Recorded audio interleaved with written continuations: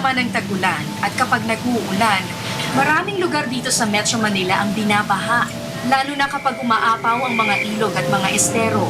Ang mga lugar na ito ay itinuturing na danger zone. Samahan niyo akong tuklasin ang buhay sa danger zone at kung bakit marami sa ating mga kababayan ang nagtitiis tumira dito sa kabila ng panganib. Ako si Beth Santiago at ito ang Istorya.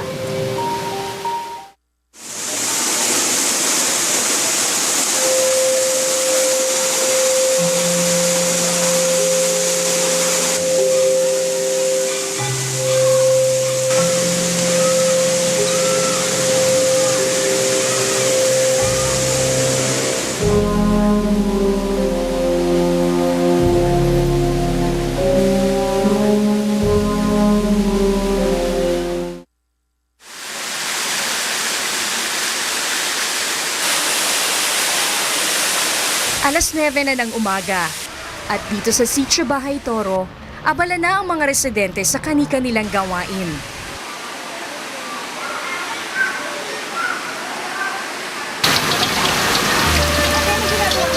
Normal na eksena sa bawat pamayanan.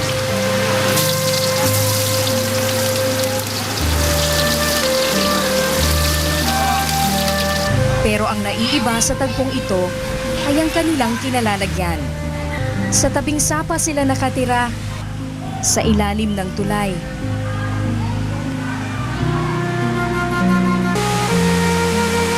Nang araw na yon, walang pasok ang mga mag-aaral dahil sa masamang lagay ng panahon. Kaya ang mga bata, sinamantala ang pagkakataon at nagtampisaw sa sapa. Hindi alintana ang maruming tubig at naglulutangang basura.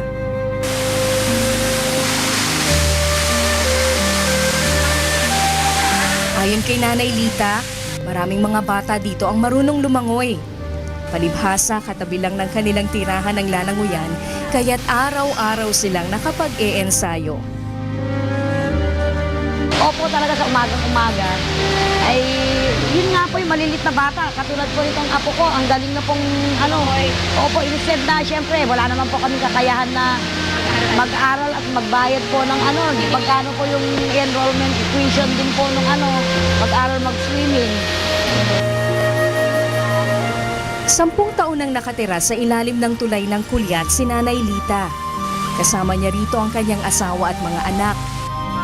At ang sapang ito ang pinagkukunan nila ng kabuhayan. Kami po yung nagiging huwaran po nila sa pagre-recycle ng basura.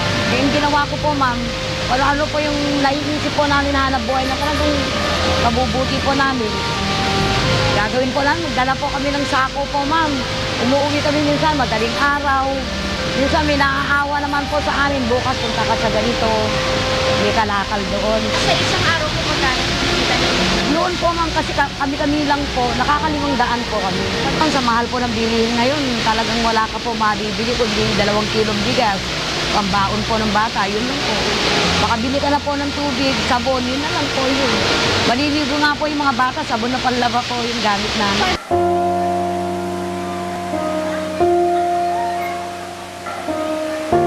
Dito rin nakatira ang apo ni Nanay Lita na si Michelle. 19 anyos lamang siya, pero 3 na ang kanyang anak. Ba't ang aga mo nag-asawa? Ano po kasi, nung nag-aaral po kami sa father ko, wala po akong matulugan kasi umalis po ako sa amin. Dito? Pinatulog niya ako sa kanila. Ng asawa mo? Ayun, nagulat na pagising ko ng kinabukasan, nandun na yung lola ko. 14 anyos lamang siya nang magsama sila ng kanyang asawa na nooy menor de edad lang din. Agad silang nagkaanak, pero dahil walang sariling bahay, nakisiksik na rin sila dito sa ilalim ng tulay. Eh, mas malaki ba yung kita sa pagtatawag kaysa sa construction? 220 po kasi ang isang araw. Ngayon, siya magkano kinikita niya sa isang araw? Ayun nga po, 220. Ngayon, Ngayon po, hindi yung po siya gano'n nakapagtog kasi may alaga siya. Hindi siya makasangkas ng jeep. Kaya hindi siya nakapagtog. Ako na lang po nagtitinda. magkano kinikita mo? po. 300. Ano ka rin, ano, sa isang araw. Sakto na yun sa mga bata na mga gatas. Sakto po pag nakakabili po ang gatas sa diaper. Pero pagdating po ng kinabukasan, wala po kami pang merienda. Bitin pa rin po. Pero pag hindi po kami nabuibili ng gatas, sakto naman. Bakit ka naman, hindi ka naman nagsisising maagang nag-asawa. Nagsisisi po minsan. Baka pala yun.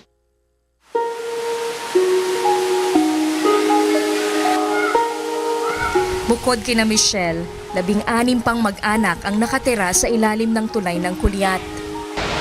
Sabi ni Nanay Lita, 10 pamilya ang nakatira dito sa lugar na to. Itong lugar lang na to, hindi ko rin alam kung paano sila nagkasya. Pero ang paliwanag niya, 1, 2, 3, 4, 5, 6, 7, 8, 8, 9. Ito yung pang-10, yung bahay ni Nanay Lita. Hindi ko lubusang maisip kung paano sila nagkakasya dito. Kung paano sila nagkakaroon ng maraming anak, kayong wala naman silang bubong. Tagpi-tagping kahoy lang din ang nagsisilbi nilang mga dingding. At nasa tabing ilog, direktang lantad sa peligro.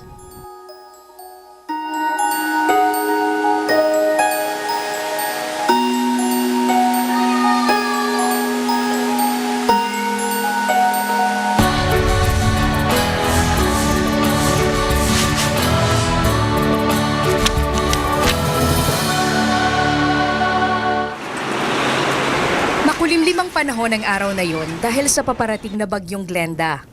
Pero ang mga nakatira sa ilalim ng tulay, prenteng-prente lang na tila walang kinakaharap na banta ng unos. Magkano puhunan mo dyan? Ano po, 200. Tapos magkano na papagbentahan mo? Ano po, depende po. Pag nakakaubos po, limandaan din po. 500 din. Nauubos naman. Madalas. Saan kayo nagtitinda? Sa SM. Pagka nahuhulihan po ng gwardiya, walang kita.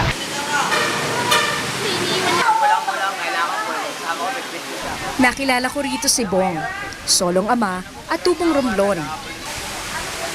Nagpunta siya sa ilalim ng tulay matapos siyang umalis sa kanilang bahay dahil ayaw raw niyang maging pabigat sa magulang.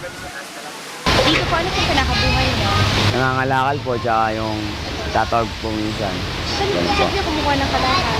Gusto po sa mga basura, mga island, mga tinatapong ng basura. Minsan umikot po kami ng Villa Socorro. Minsan mahanap po kami ng mga pagkakitaan Tapos binibenta niyo sa gun shop po. sa junk shop. Opo. Magkano kinikita niyo sa isang araw? Depende po, minsan makaka 150. Minsan makapagsinerte, 200 po. Habang kausap ko si Bong, napansin ko ang sugat sa ulo ng kanyang anak. Katulad rin ang nakita kong butlig naman sa balat ng anak ni Michelle at ng iba pang mga bata dito. Ano yung mga, dito ko rin yung isang bata para may mga butlig. Ito din yung konsumo, no, para may mga butlig. Meron yan. Sa po, init. Sa init. At sa halip na ipa-eksamen, hinahayaan na lang nila ang sugat ng mga bata dahil wala naman silang pambayad sa doktor. Akala ko naikot ko na yung buong ilalim ng tulay, ano. Yung pala, meron pa pala silang tinatawag dito na kuweba at pupuntahan ko yun ngayon.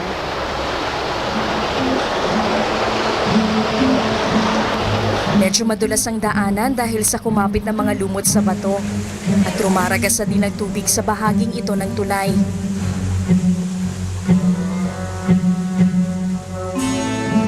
Nang marating ko ang dulo, nakilala ko naman si Chloe. Bagong salta sa ilalim ng tulay. Mga isang taon ka pa lang dito. Anong pinakabuhay mo dito? Yun, nangangalakal, mamasura.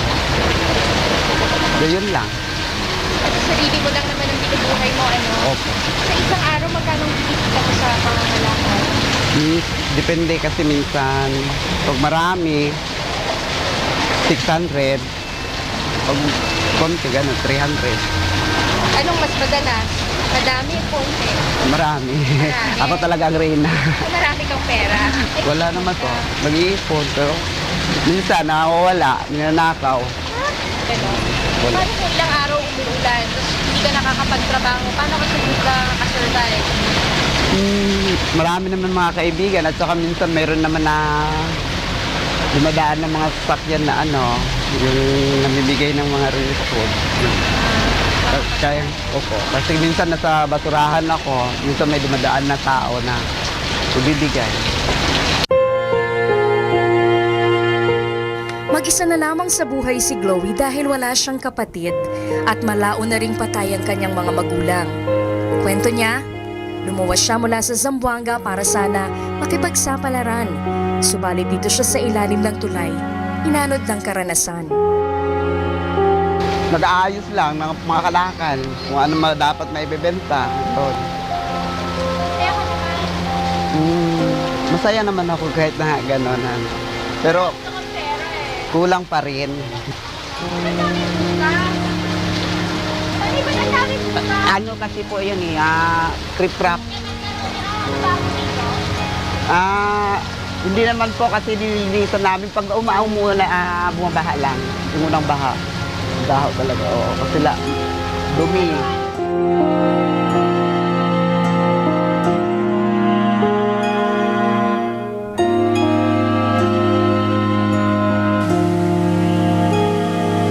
Ang lugar na ito ay kabilang sa mga tinatawag na danger zone.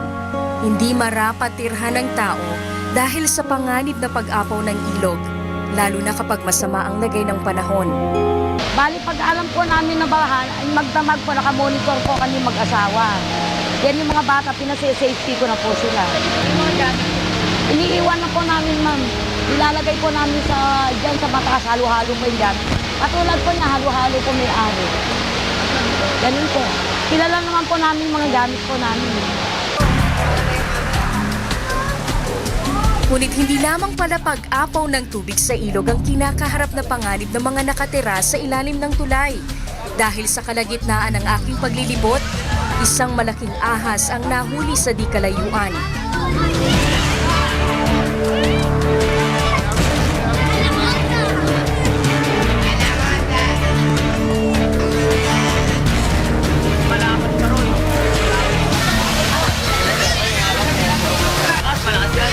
Pero malit pa po yan yung mayroon pang mas malapad yan dito. Malapad na huli. Matapos talian at isilid sa sako, agad nang dinala sa itaas ng tulay ang ahas. Ibebenta raw nila ito sa isang Chinese. Doon ko naisip, matinding peligro pala ang sinusuong ng mga nakatira sa danger zone. Paano na lang kung hindi nahuli ang hayop at nakapambiktima pa ng mga bata rito?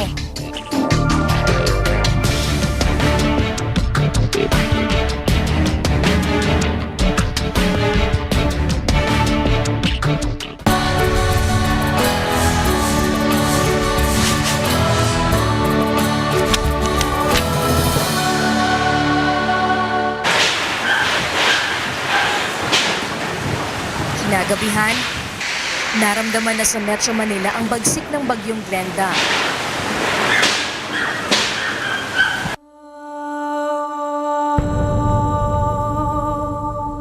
Humapay ang maraming puno sa kalsada, nagliparan ng mga yero, at gumuho ang ilang pader sa sobrang lakas ng hangin. Naisip kong balikan sina Nanay Lita upang tingnan ang kanilang kalagayan. Pero masyado nang peligroso sa labas dahil sa paparating na unos. Nagantabay ako ng balita tungkol sa bagyo hanggang sa kinabukasan. At sa bawat natatanggap kong ulat tungkol sa bagsik ng unos, lalo kong naaalala sina Nanay Lita.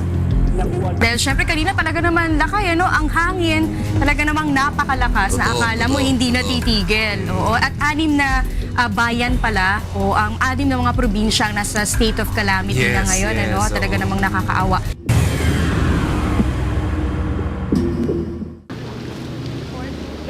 Nang humupa ang bagyo kinabukasan, agad kaming bumalik sa ilalim ng tulay ng Kuliat.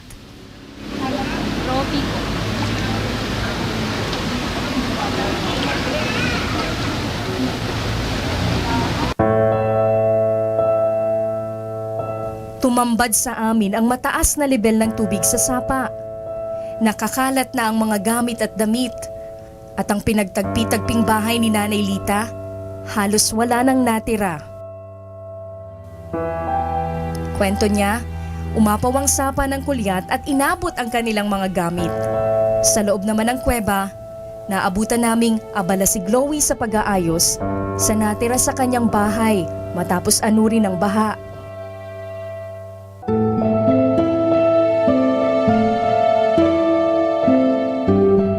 Sa tagal nilang nakatira dito, alam na raw nilang tansyahin kung kailangan na nilang lumikas. Pero hanggang kailan sila magtitiis sa lugar na to?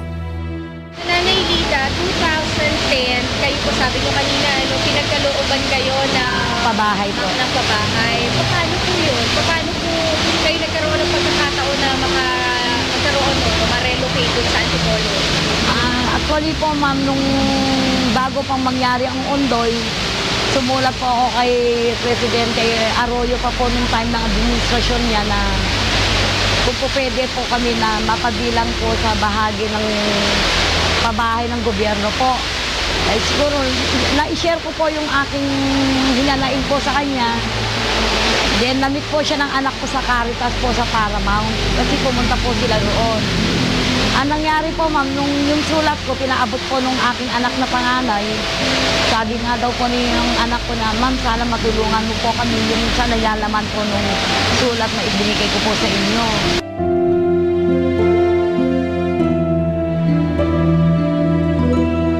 Nag-apply po kami 60 families. Opo. Ilan po yung nag-grant? Ang nag-grant po sa Antipolo, nasa 20 po. Dito sa Kwan naman, wala pong 20. Kaya ito nag-iwan po itong 16 na to. Nay, ba't kayo? Di ba meron naman yung bahay sa Antipolo? Ba't nandito pa po kayo? Oo nga po ma'am, meron po kaming bahay. Ang problema naman po, yung kabuhayan po. Ang kailangan din po na makapaghanap buhay po kami para ma-develop po din namin yung binigay po sa amin na bahay. Ayon kay Nanay Lita, kahit napabilang siya sa proyektong pabahay, hindi naman ito libre dahil kailangang bayaran ang pagpapakabit ng kuryente at tubig. Hindi rin umano lahat na nag-a-apply ng housing project sa pamahalaan ay napagbibigyan. Dahil sa kahirapan din po ng nila, pagsuporta sa dokumento, yun lang po. Marami po ba? Ano po ba yung mga documents na kanila? Pagka sa NHA po kasi ang pag-a-applyan mo, kailangan may valid ID ka. Meron marriage contract, birth certificate po sa NHA. Tapos barangay clearance. Pagka hindi ka po kasal, kailangan po yung attorney's power po. Special power of attorney. Sa amin naman po sa Antipolo, ang nangyari naman po doon, kailangan din po yung valid ID, barangay clearance. Kasi yung valid ID po namin na medyo may kamahalan po. Yung postal tsaka yung BIR. Yun po. Ganito rin ang problema ni Bong, kaya't gustuhin man niyang makalipat, hindi niya ito magawa. Yung dati po, yung sinauna po, nakapagpasa po kaya kinulang po ng requirements kaya hindi po ako na sabi sa pabahay. Gawa na ko lang sa budget, ko lang pangtustos. Ganun po. Kulang sa dokumento. Ayon sa National Housing Authority, sinimula na ang pagre-relocate ng mga informal settlers sa Metro Manila. Nakita natin bumabagyo na naman ngayon, no? So, ang priority natin yung mga nasa waterways, no? Yung nasa tinatawag natin danger areas, ginagawa natin yan because of two reasons. One, gusto natin mailagay sila sa safe na lugar. Pangalawa, yung importante rin, maluwagan natin yung daloy ng tubig para sa ganoon yung pagbaha. Maiwasan natin dahil tuloy-tuloy yung daloy ng tubig doon sa wala tayong pinipili dahil pag napunta ka dun sa perimeter easement tsaka sa waterways, obligado kang tanggalin, no?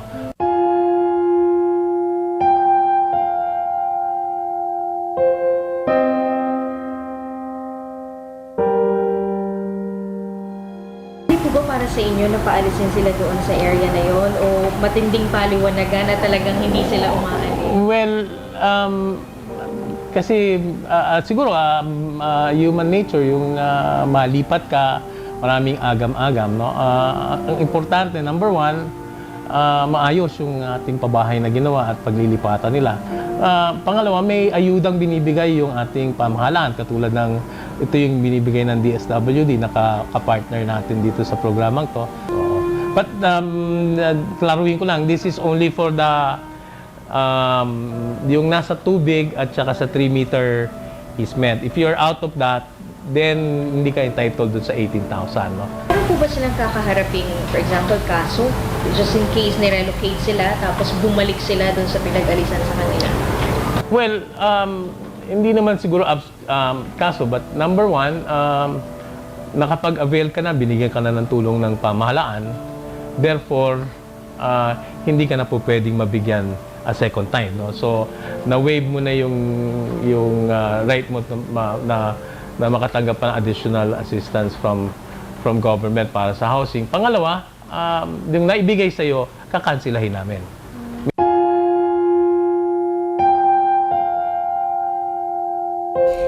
Batid naman ni Nanay Lita na posibleng bawiin ng NHA ang kanyang bahay sa Antipolo dahil sa pagbalik niya sa ilalim ng tulay. Pero gaya ng dati, mas pinili niyang sumuong sa panganib para kumita.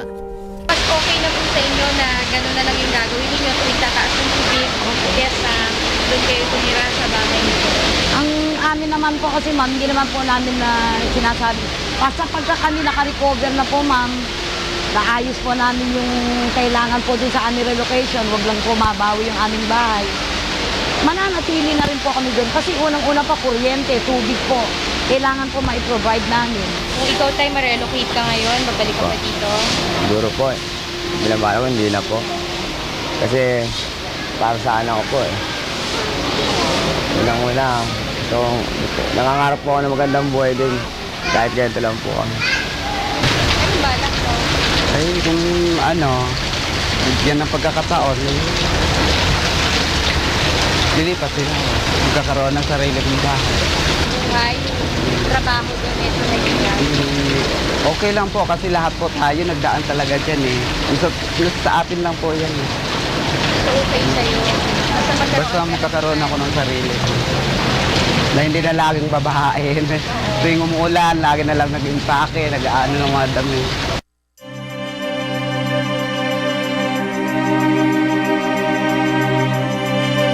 Habang wala pang malilipatan, tiis-tiis muna sila sa ilalim ng tulay.